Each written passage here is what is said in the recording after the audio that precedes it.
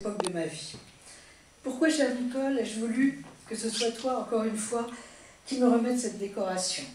L'amitié jamais démentie, et que je te remercie d'avoir affirmé hautement il y a un instant, qui nous lie, était à mes yeux une raison suffisante.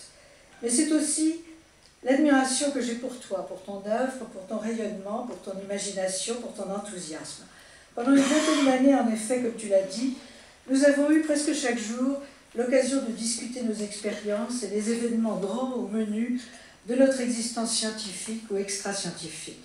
L'analyse de nos résultats, ta logique impeccable, ton raisonnement toujours poussé jusque dans les derniers retranchements ont ajouté une excitation très particulière au plaisir de la recherche et je t'en suis reconnaissante.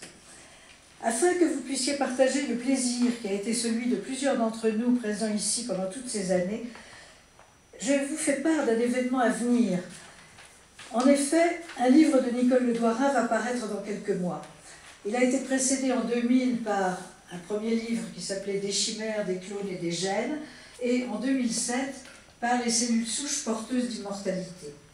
Ces ouvrages se proposaient de faire partager au public les découvertes biologiques en cours, dont les acquis ouvrent, comme vous le savez tous, de fantastiques perspectives d'améliorer le traitement de nombreuses maladies, ainsi que le déroulement même de nos vies. Ces deux livres étaient passionnants, mais ils étaient ardus, la biologie étant devenue une science d'une complexité extrême.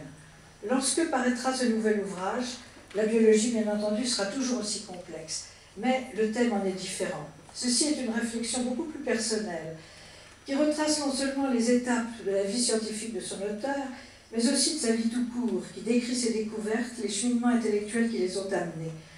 Il analyse également les interactions humaines entre les protagonistes qui font la science, les problématiques qui accompagnent les progrès de la biologie. Il décrit le rôle des sociétés savantes prestigieuses de différents pays, dont Nicole est membre. Bref, il s'agit d'un récit vécu, vivant, humain, qui entremêle la science et la vie. Vous le lirez comme un roman, vous y apprendrez beaucoup, vous vous amuserez aussi.